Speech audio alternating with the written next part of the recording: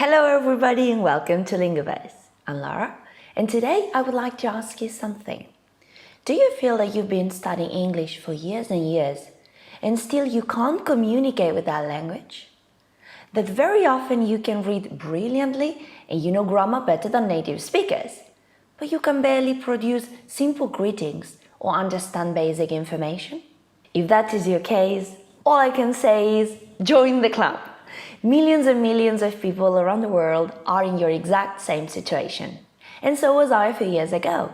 Me, the best student, perfect grades, having studied English for I don't know how many years. Sure, if you had come and said, "Hey Laura, how you doing?" I wouldn't have been able to give you an answer because first, I wouldn't have understood what you were talking about. And secondly, because me, speaking in English? No way, I don't speak in English. So I guess you will all agree with me if I say that there is obviously something wrong with the approach that we and our instructors have been taking.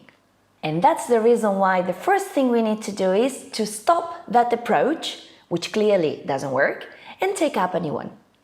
So today's lesson will be about 3 things you shouldn't do if you really want to improve your English. For these tips and many more, subscribe to our channel down here and click the bell for notifications so you'll know when there is a new video ready for you.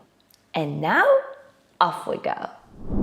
And the first don't is, don't try to understand the grammar of everything. For many people, including myself at times, there is a rush to know everything. We need to know all the details. Why? Why is the verb conjugated like that? Why does it appear before a noun in that case? Why? It's going to be an amazing party. I'm really looking forward to meeting my friends. It's going to be a strong prediction about the future. Okay, fantastic party. I'm really excited, really intense, really very more excited to look forward to meeting. I'm looking forward to meeting. Looking forward to meeting? To? ing? Looking forward to meeting my friends? Why? Knowing all that grammar information won't make you a better speaker. Actually, what you'll be doing is blocking your progress towards fluency, paying too much attention to details that you will eventually pick up naturally over time. Think about the way children acquire a language. Think about how you became a fluent speaker of your own language. It was not memorizing grammar rules, right? Actually, you were able to conjugate different tenses and use complex structures before you even know what a verb was. Which means that the best way to learn a language is not by following instructions or memorizing lots of grammar rules. Languages are acquired in chunks of language. Chunks are pieces of language, words that usually appear together and in that order. For example, how long does it take you? How long does it take you is a set expression that we should learn as a whole piece of language, instead of analyzing every single word in it. Once that you've learned a chunk of language and you've understood its meaning, you can create an infinite number of new expressions by just adding a second chunk. Let's take the piece from before as an example, okay? How long does it take you to make your bed? How long does it take you to have a shower? How long does it take you to write an essay? How long does it take you to read a book?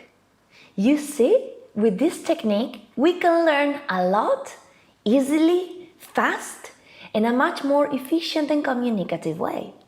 And listen, if children can learn a language in this way, what is stopping us, adults, from doing the same?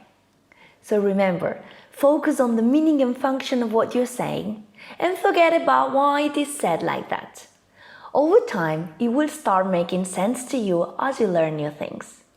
And as a good friend of mine used to say, grammar rules are what fluent speakers use to describe what they already know. Our second don't is, don't look up every single word that you don't know. Very often we are reading or watching a movie with subtitles and we come across a word that we don't know. So we stop, we look this word up. Okay, this word means blah, blah, blah. Good. And we continue watching or reading. And guess what? In the next 3 seconds, you stop again because you find another word that you don't know. You hesitated. Oh, what does this word mean? It means that, okay. Okay,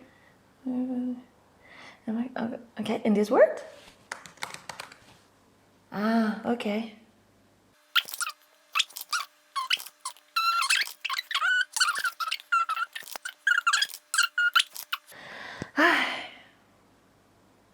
What was the story about? Now, how productive do you think doing that is? Not much. Because if we stop and look up every single word we don't know, first, we lose interest and motivation. There's a point that we are so focused on the language itself that we miss what's happening in the story.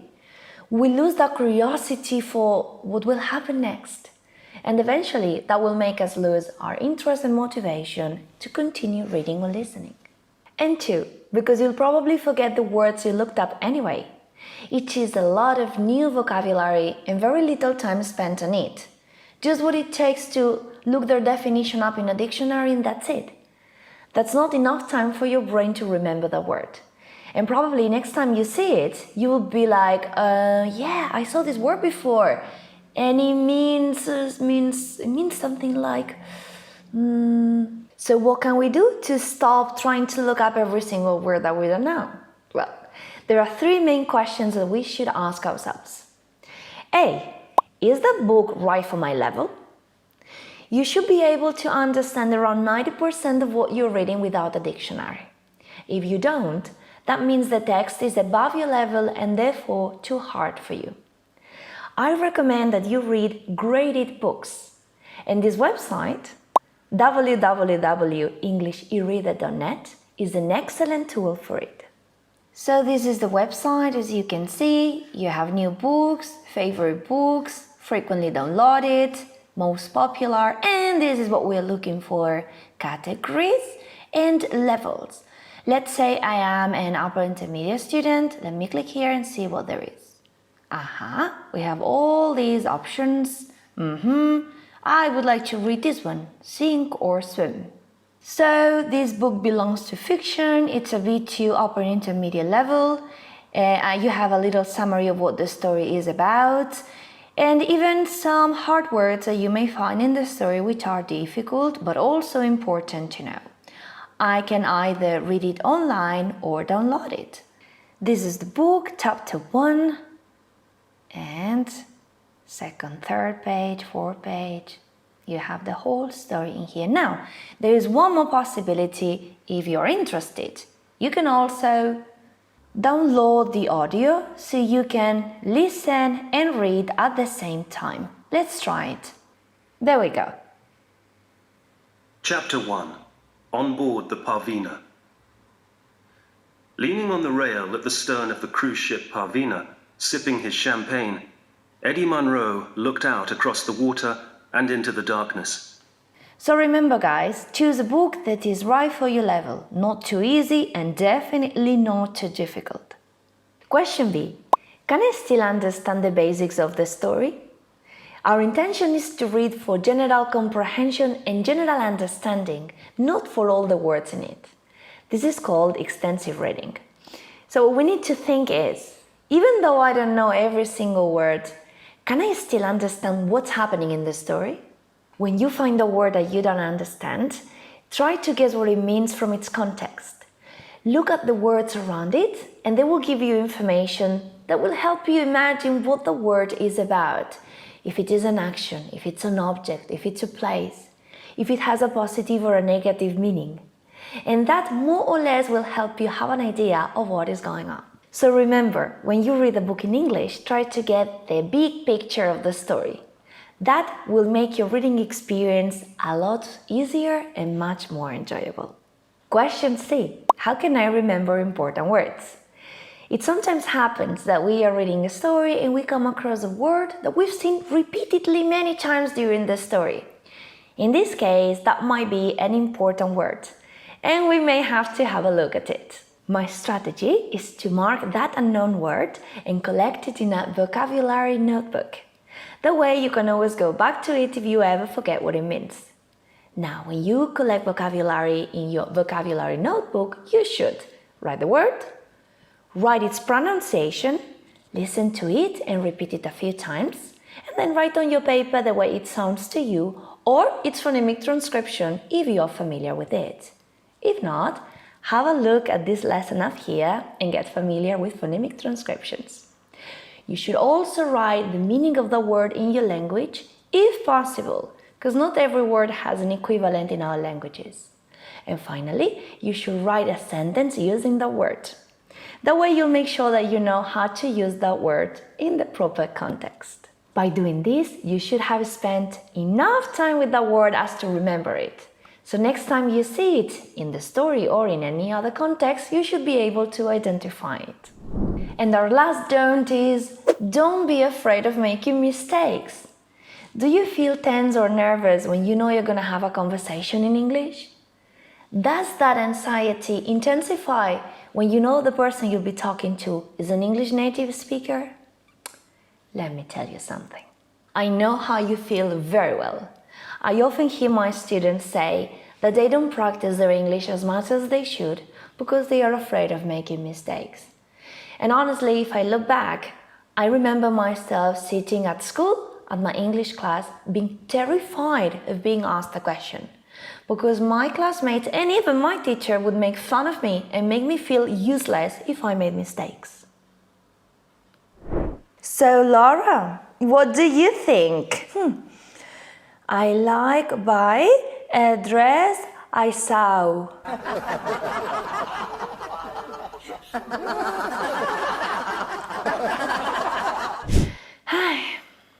And how I was saying at the beginning of this video, this methodology is totally wrong because time passes and people continue being unable to communicate in English. So this has to be stopped right now. My advice is, do you know what? This is not school anymore. This is the real world. And now we decide what we learn and how we learn it. So don't let your fears and insecurities hold you back. And let me tell you even more. If you are learning English, it's because you already speak other languages. So you must be very proud of yourself. And as I was saying, mistakes are a natural part of our learning process. They are the evidence that you're putting your knowledge into practice. And only like this, you'll be able to understand the way a language works. It doesn't matter if your vocabulary is limited. It doesn't matter if your pronunciation isn't always right. And it definitely doesn't matter if your grammar isn't perfect. What it does matter is that you practice as much as you can, using and experimenting with what you've learned. Now, on the other hand, mistakes can also be something negative if we eventually don't learn anything from them. But there are different ways that we can learn from our mistakes. One of them is self-correction. That is when you realize you've made a mistake and you try to correct it yourself. Another option is peer correction. That is when a person at your same level, let's say another learner of English, notices your mistake and helps you correct it. And finally, we have teacher correction. That is obviously when a teacher notices your mistake and helps you correct it. In all these cases, we are talking about noticing mistakes and trying to correct them in a constructive way. Always perceiving mistakes as a great opportunity to learn. Now, which of these three ways is the most effective way for you to learn? Think about it and let us know in the comments below. So remember, learning from your mistakes is an essential skill that will help you move forward. The person who recognizes, accepts, and learns from their mistakes is the person who will make the fastest progress. And that's all for today. We've seen 3 big don'ts or things you shouldn't do if you want to learn a language in an efficient and even enjoyable way.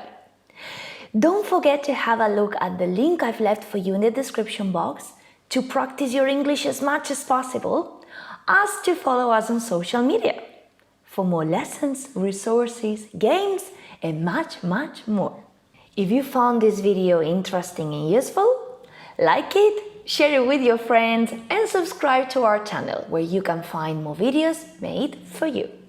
In the meantime, if you want to continue learning tips that will help you improve your English, have a look at this video here. Or if you want to learn some very common idioms that natives use all the time, have a look at this one. Check if you know them. Thanks for being with me today, and practice this, enjoy it, and share it.